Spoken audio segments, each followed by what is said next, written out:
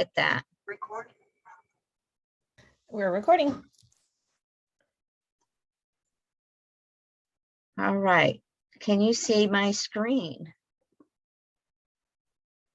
Yes. I'm getting yeses, so that's awesome.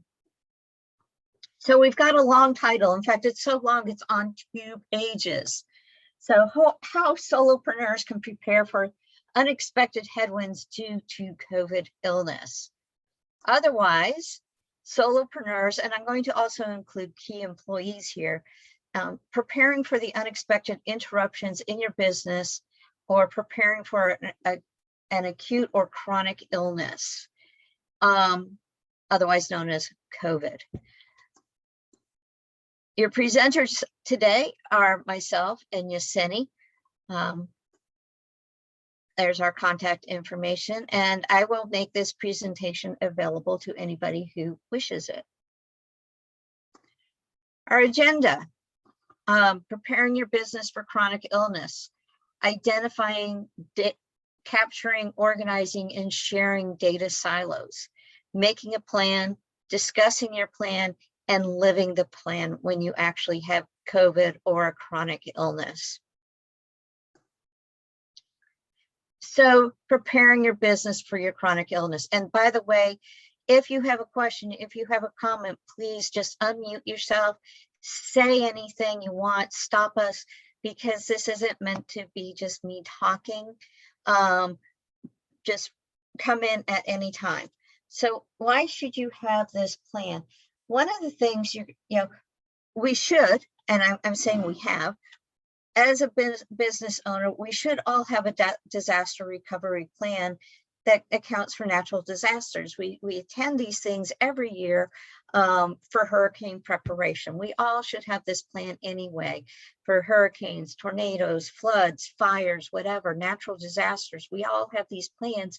And most of us say, you know what, as long as I have internet, the first thing I'm going to do, my plan means I pick up my laptop, I have my little bag of most important documents that's probably scanned into my laptop anyway. As long as I have internet, I can work anywhere. We have that plan, but it assumes that we're fine and we're healthy. We have plans in case employees are sick. The CDC has all kinds of stuff out there. There's all kinds of resources on the internet for preparing your business for COVID, but they're all centered on what you do when your employees are sick. Everything out there is what to do when your employees are sick. I did a bunch of searching, and there is almost nothing out there to prepare your business for when you, the business owner, or you, the key employee, are sick. How do you prepare your business for continuity when you are the business? So, have you actually addressed what happens if you get sick? We were throwing around the concept that last week, not 1 in 9 adults in this county have COVID.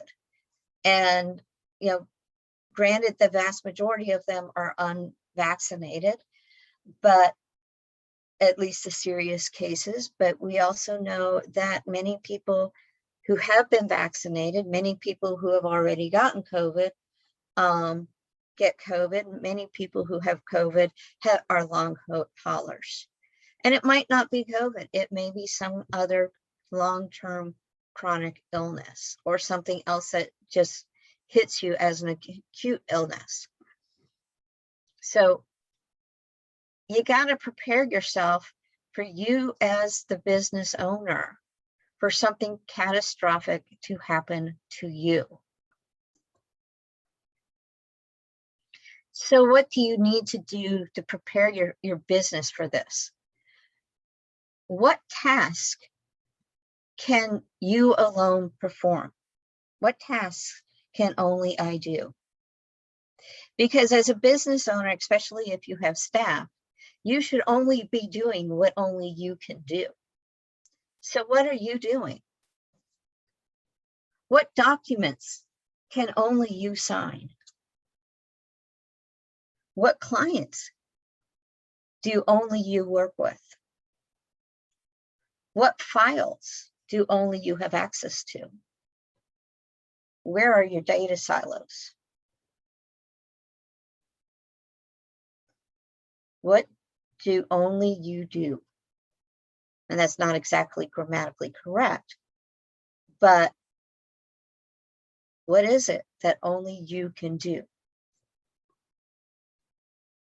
And if you don't have staff, you still need to think about this. And if you say that's my entire business, how does your business continue? Because most of us in this room, your clients are depending on you to continue their business. What happens to your clients if you can't service them? Sometimes you're not business critical, but in my case, I'm business critical to their continuing their day-to-day operations. So you need to think about that. So the next thing we need to talk about is identifying your data silos. That is the information that only you know. So what are some of our data silos? And feel free to hop in on what you think after we talk about this, what your data silos are. Text messages. You know, they're sitting on your phone.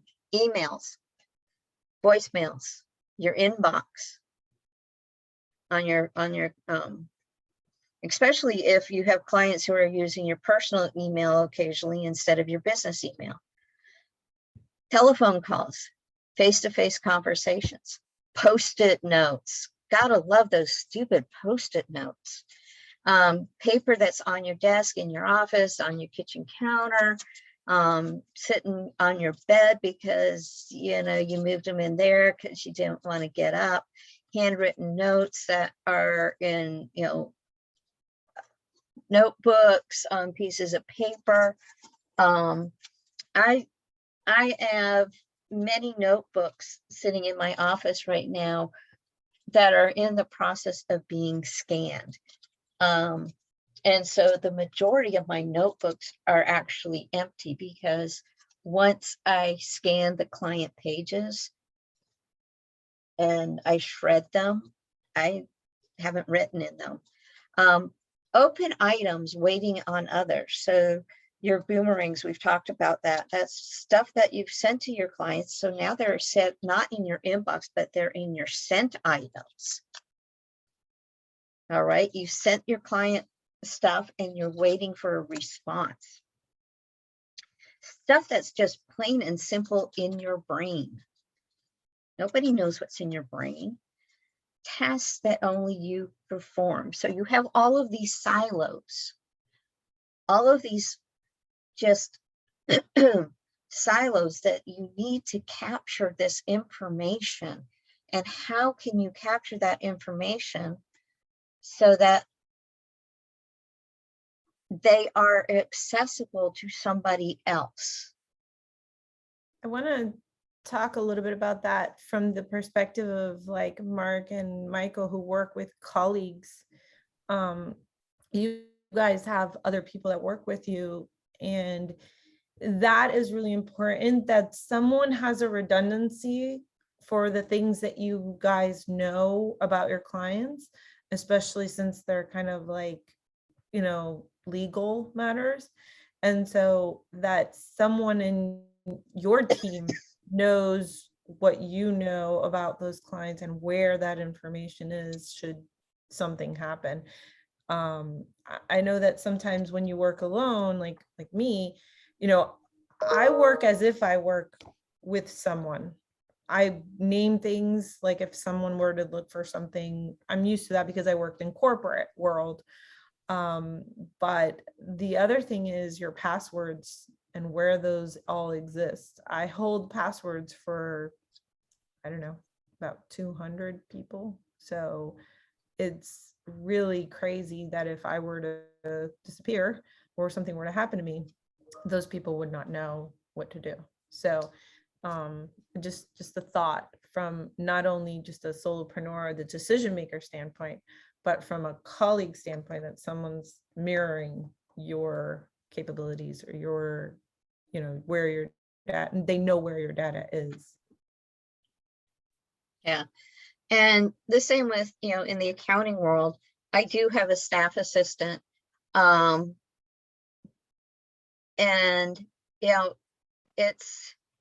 it's tough to capture all of these items because they're coming from so many different places. And, when you're part of a bigger firm, such as Edward Jones, chances are you have some kind of CRM already in place, where and a lot of accounting firms already have something in place. Insurance companies do as well, where they've got some methodology in place. And I was talking with a friend who's in insurance, and she does, but then she realizes she's like, I have all these things scattered across my desk and doesn't have that captured. So the concept that I've learned is you've got to capture all of this into something, into buckets. And the fewer buckets you have, the better. The fewer places where you capture this, the better. Where you capture all of this knowledge needs to be accessible wherever you are. So where you decide to capture it, should probably be accessible on your phone. Basically, whatever app you decide to use should be accessible.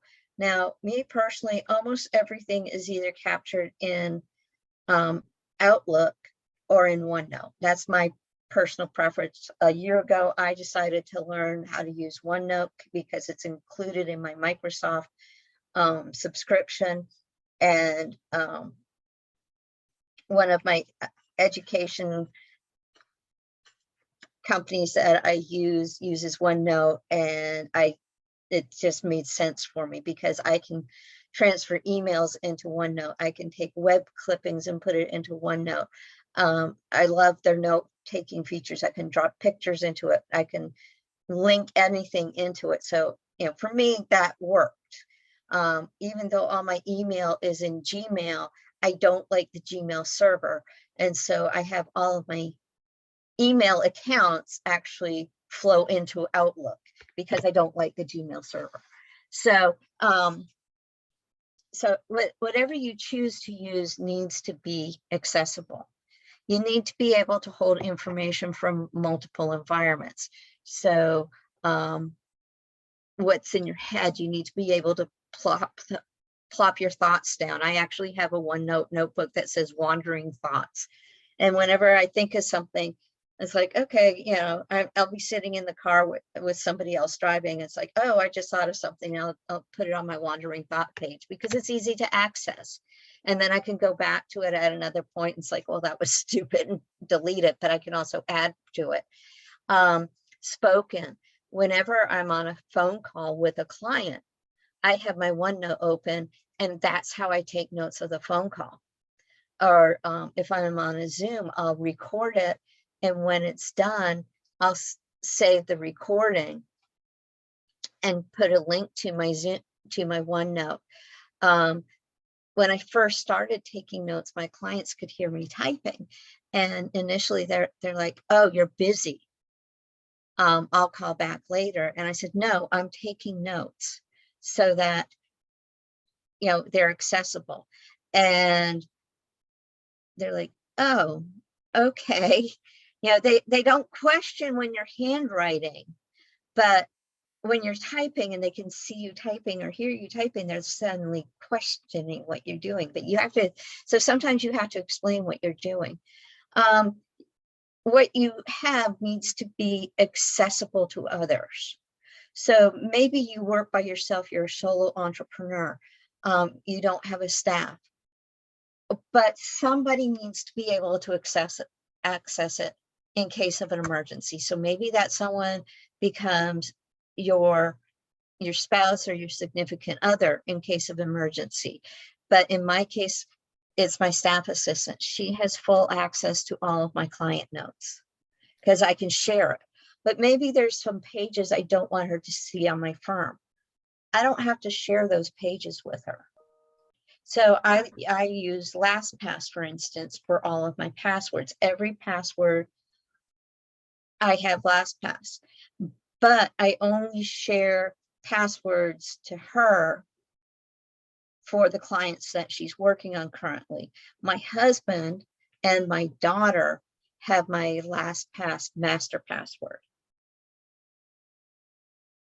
So in case of emergency, they have access to all of my passwords. So I have one person plus a backup.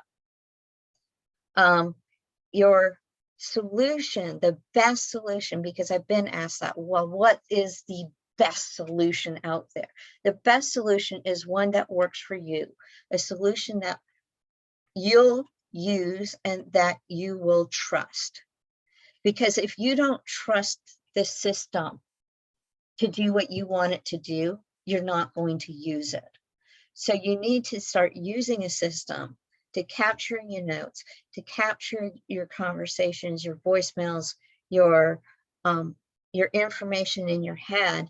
And I'm big about making lists. I love to make lists. I love to write things down, and I was always writing things down. I have so many notebooks that I write things down in that now that I'm putting them in OneNote, it took me a while because I was still writing them here and writing them in OneNote, but I don't handwrite nearly as much, like that much, teeny tiny bit compared to what I used to write.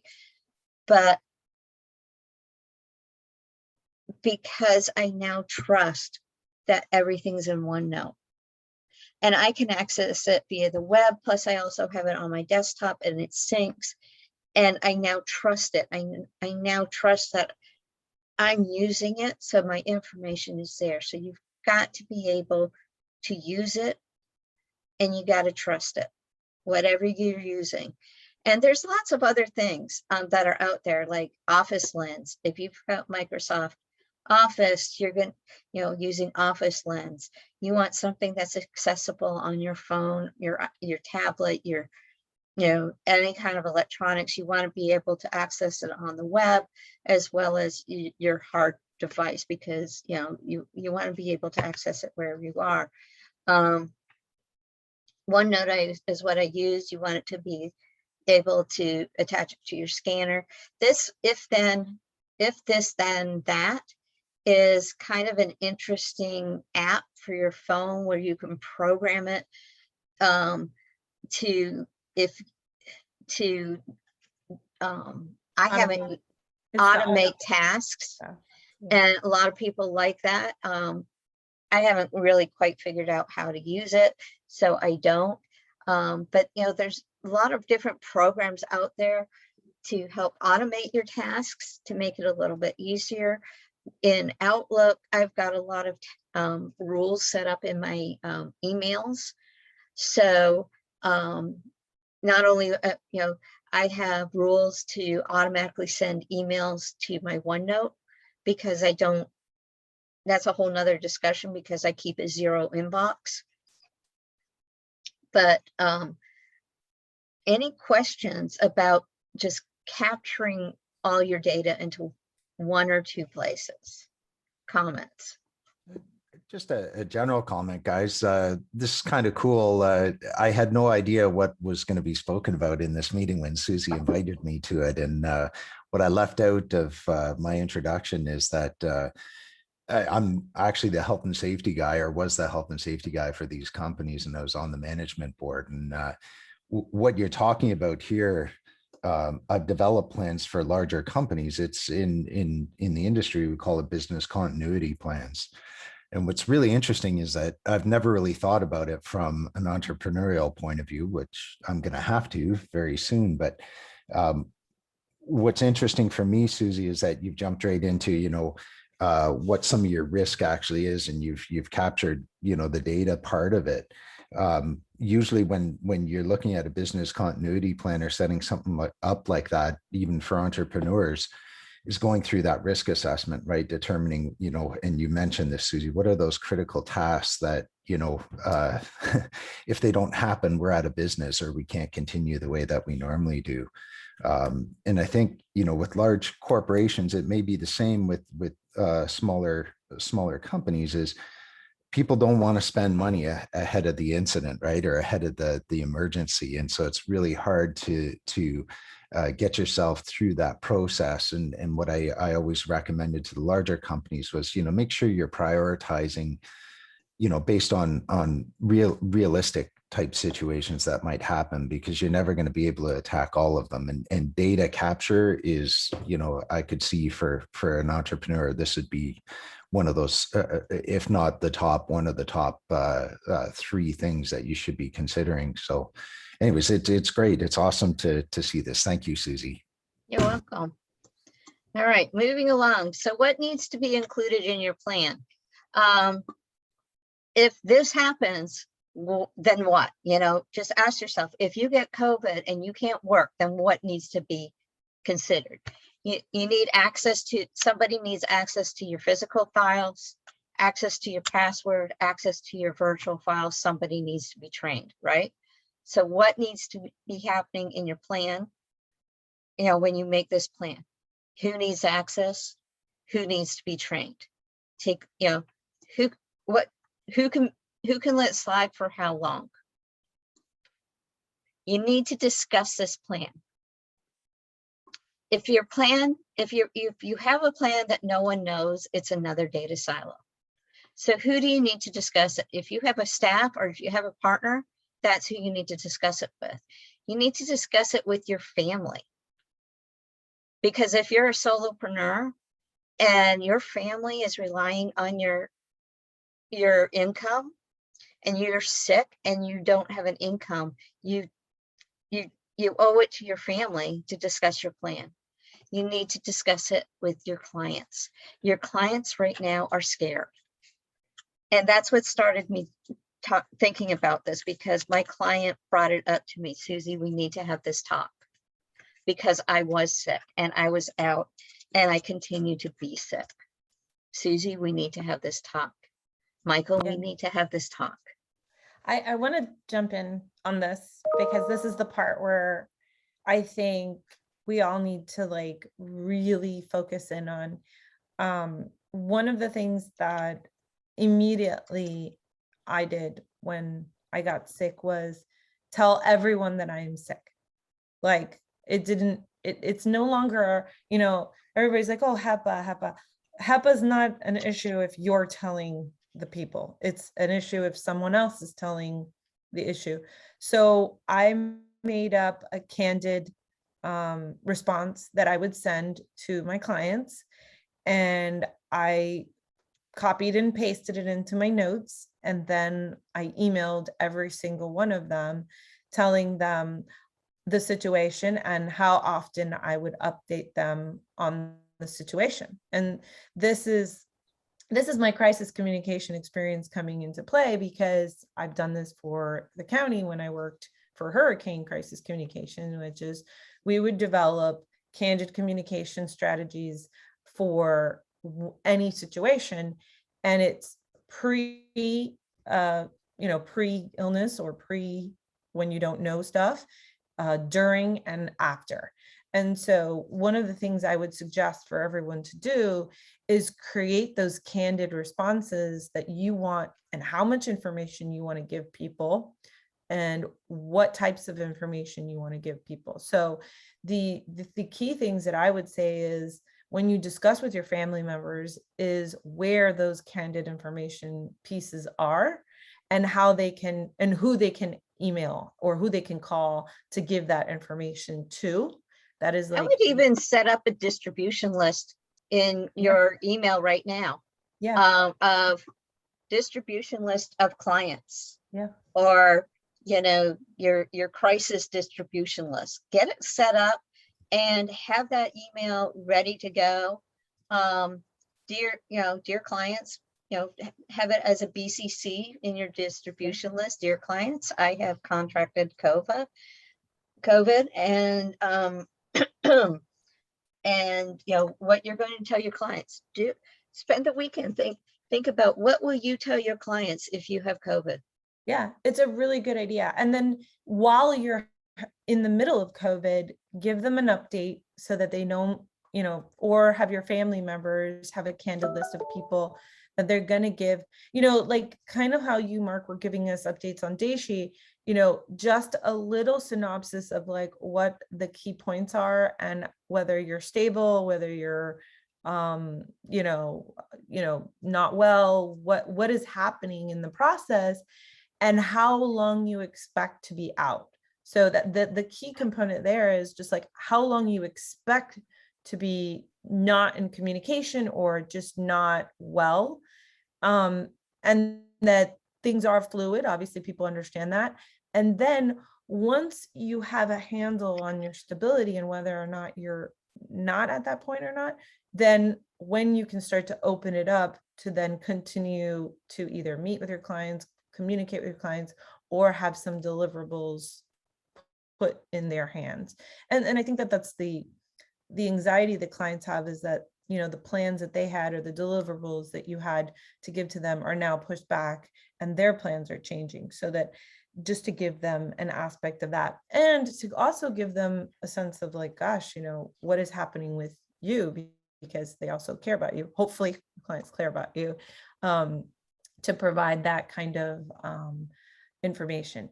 The other thing is having an up-to-date list of your clients is a very good thing. Yeah, distribution. Who are your clients and what are their emails? What's their contact information and where that is?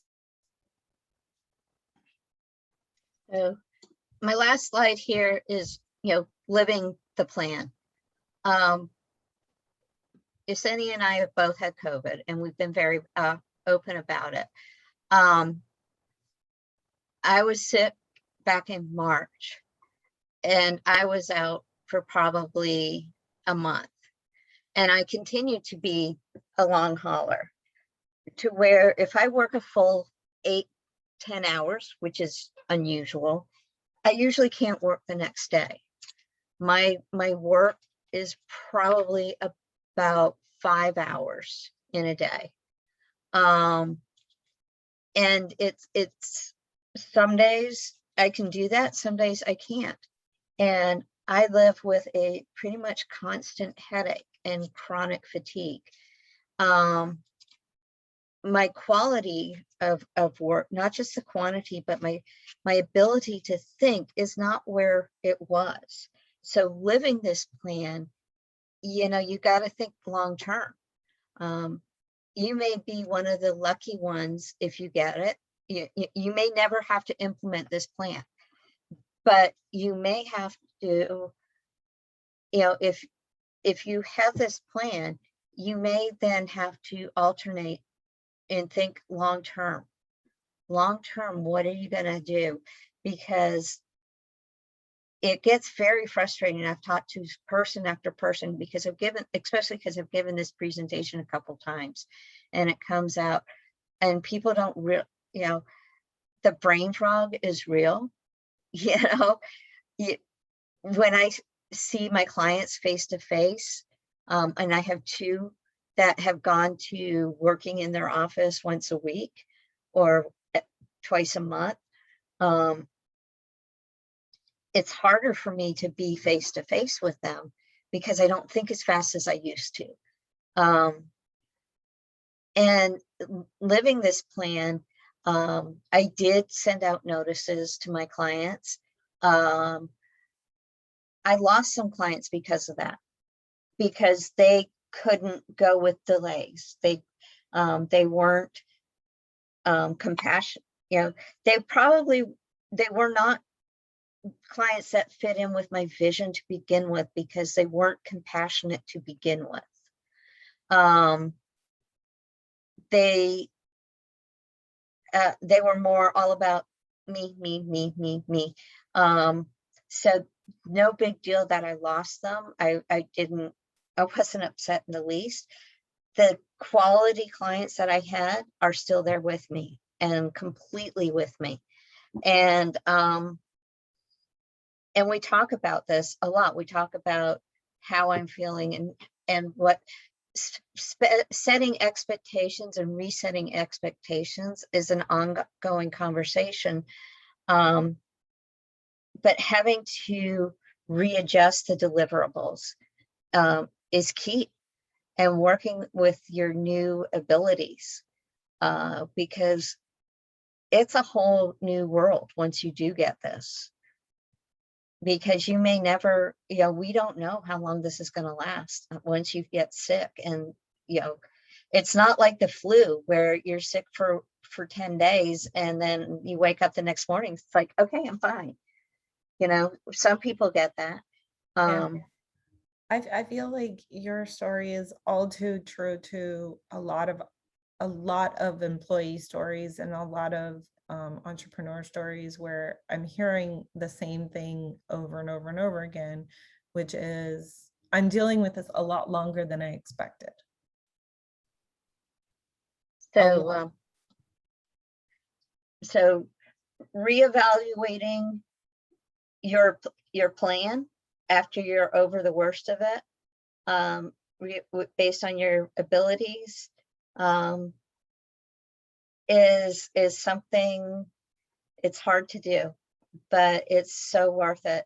And realizing that you're a solopreneur and you can do this, because if you were in a big business, they might not, you might not have that ability. So it's a joy to be your own business. Strongly recommend it. We're all there. And that's wrapping up. It's crazy disease. I hope none of the rest of you get it. And but you can live through it. You can continue your business. And please make a plan. Start thinking about it this weekend. Please make a plan. I have something to add to the real life experience. One of the things that I made a mistake in doing is that I contacted all my clients, but what I didn't contact were I did most, but all of my partners. And I don't mean partners like people who I was servicing or was servicing me, but people in meetings like this that perhaps did not know what was happening, or like a head lead person. And I missed a couple of those, and they were like reaching out to me because I was missing meetings or not there. And in fact, you don't realize that people realize you're not around and then they're asking questions. It's like, where is Yasenny? Where is Yasenny? And so there were a couple that I missed. So making a list of those people also that you want to communicate, like maybe just the head person so that they can distribute the information. Make sure it's factual, that, it's not, that you have some key facts that you can give, bullets to people so that they can disseminate to different people. And that way everyone's in the know about what your expected outcome is and what you're doing, and if you're well or if you're not well, what that's like. The other part is Suzi and I were talking about, the status report of the day, because this is a very strange illness. It's not like the flu where you're well and then you're consistently well moving forward. There are days where you have more or less or better days than others. And so just giving your clients that real expectation of what your day is looking like or what your week is looking like is a really important thing. And then really being open and communicating with them about, timelines, expectations, what you're doing, how you're doing, and what you're working on moving forward, is a really good thing. It is not the flu. It is not like you just bounce back. And to those that do, they're very lucky, because there's the majority of the people who are dealing with this well beyond the full symptom state, which is probably about 2 weeks. So you have like 2 weeks of, you know, where you're really, really in full symptom state. And then about now, you know, I'm dealing with another 2 weeks of just inconsistency moving forward. Any questions? Anything you want to ask? Real quick comment. Thank you, Suzi. It gave me a little bit of comfort knowing that our systems within my company, there's a CRM, there's a virtual, what we call a virtual base shop, which is a repository for all your documents, all your client information, and such like that. So there's always somebody to do it. So thank you. I appreciate it. Welcome. One of the things, just to add a little bit, Mike probably understands this as well, when you're dealing with somebody who has passed away, and everybody will someday, and if it's not you right now, it could be a parent. Make sure they have a list of all their passwords, all their information, like all their accounts in one spot. My father sent me an envelope one day, and it said, "Don't open till I'm dead." I'm like, "Dad, what's the deal?" He goes, "Don't open till I'm dead. Put it under my desk, you know, under the drawer. I taped it under there, so I'm not looking at it. I don't want to see it." Got another one 6 months later. "Don't open till I'm dead, destroy the other one." Okay, so I destroy that, put it under there. When he passed away, I opened it up, all his passwords, everything in there, all his bank accounts, every account he had, but it was just his way of, and it's low tech, it was on paper, but we do it differently right now. But that taught me a great lesson because it made it very easy for everybody else to continue on afterwards. And Suzi, continuing on your business is the key too for your family. So that's awesome. I loved what you said today. That was great. Thank you. Yeah. Yeah, no, that's, yeah, go ahead. Well, I was just going to say there's a couple insurance guys here. I'm sure that, you know, the topic is COVID, but, you know, I mean, that's the excuse for getting a plan together. It could be a debilitating car accident or something that takes you out of normal operations for any period of time. You know, the worst being death, of course, Mark, but yeah, this is very applicable. And I guess the last comment was, you both touched on that. Any sort of plan that you develop, nobody's got a perfect plan to begin with. So you always have to go back and visit it, and what worked, what didn't, what do I need to put in, what did I forget, those kind of things. And it's always adjusting. And in Suzi's case, you know, I have had that conversation with her where she said, "I'm not normal again." But, you know, you revisit the plan, say, okay, so what can you do? And she's got a really good handle on her limitations and her abilities at this point. So, and I also appreciate the comment on communications, you know, and communicating with clients. It's a tough one, but you got to have some kind of plan. You can't leave people in the lurch. So it's, again, something else I hadn't really thought about. So thank you very much, ladies, for the presentation. This is really informative. Thank you. Yeah, no, You're it welcome. really was very much so. It was, you know, it was very good. One of the things my little 2 cents is, when you come to a business like that, a lot of times what I find is is their retirement plan. So if their business is their retirement plan, make sure you have a family conversation about the family retirement plan that is the business Yeah.